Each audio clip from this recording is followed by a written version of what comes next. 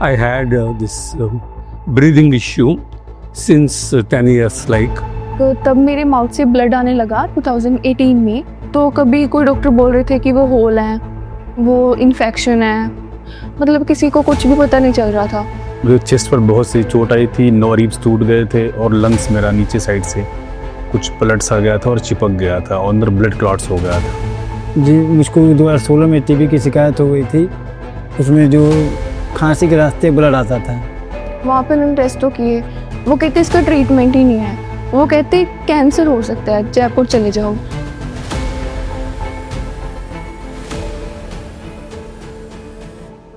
मेरा नाम देवेंद्र सिंह है। मैं प्रयागराज उत्तर प्रदेश का रहने वाला हूँ। करीब 1 से 1.5 महीना पहले मेरा एक्सीडेंट हुआ था और मुझे बहुत सारी चोटें आई थी, जिससे मेरी 9 रिब्स टूट गई थी। रिब्स टूटने के साथ साथ मेरा चेस्ट नीचे साइड से चिपक गया था और ब्लड क्लॉट हो गया था, जिससे मुझे सांस लेने में, चलने में और हर प्रकार की परेशानी हो रही थी। इलाहाबाद में हम लोगों ने बहुत प्रयास किया, ट्रीटमेंट लिया, लेकिन कोई बहुत ज़्यादा फ़ायदा नहीं हुआ।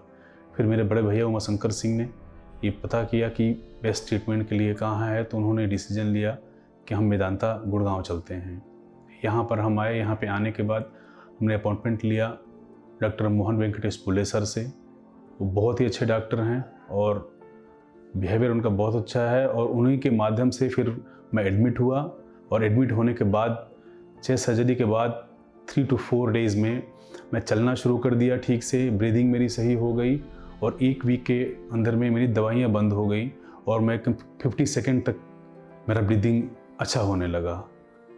मुझे अभी भी याद है जब देवेंद्र जी मेरे पास आए थे, एक व्हील स्ट्रेचर पे आए थे, लगभग इनकी एक्सीडेंट होने के 20 दिन के बाद। जब मैंने इनका स्कैन देखा तो उसमें दिख रहा था कि इनकी लेफ़्ट साइड की छाती के अंदर एक बड़ा सा ब्लड क्लॉट था, क्योंकि जब रिब फ्रैक्चर्स होते हैं एक्सीडेंट के बाद ब्लड क्लॉट इकट्ठा हो जाता है और वो कोई ट्यूब और कोई ट्रीटमेंट से ठीक नहीं हो पाता। तो हमने डिसाइड किया था कि इसकी सर्जरी करना है, और इस सर्जरी का नाम है वैट सर्जरी। इसका मतलब वीडियो असिस्टेड थोरेकोस्कोपिक सर्जरी, जिसमें पेशेंट की छाती खोलने की ज़रूरत नहीं पड़ता, बट छोटे छोटे छेद करके उसी छेद के दौरान बड़े लंबे इंस्ट्रूमेंट्स और कैमरा छाती के अंदर डाल के फिर ये सब क्लॉट्स को हम क्लीन कर सकते हैं, जिससे पेशेंट की लंग्स कम्प्लीटली एक्सपैंड हो जाते हैं।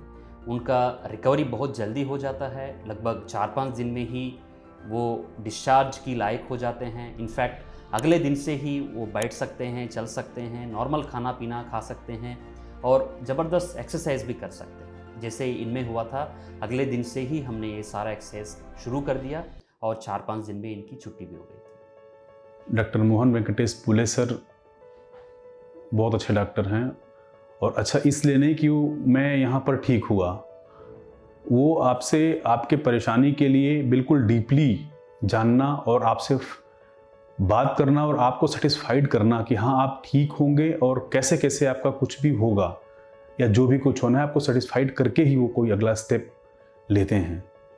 जब उनसे कोई भी बात करे पेशेंट, तो उसको खुद ही फील होगा कि नहीं मोहन सर, आप पेशेंट के साथ बात करने पे ऐसा फील होता है कि वो किसी हॉस्पिटल में नहीं, एकदम एक ऐसे डॉक्टर से बात कर रहा है जो ये समझे कि हाँ पेशेंट को भी ये क्लियर होना चाहिए कि पेशेंट बिल्कुल ठीक होगा और होने वाला है।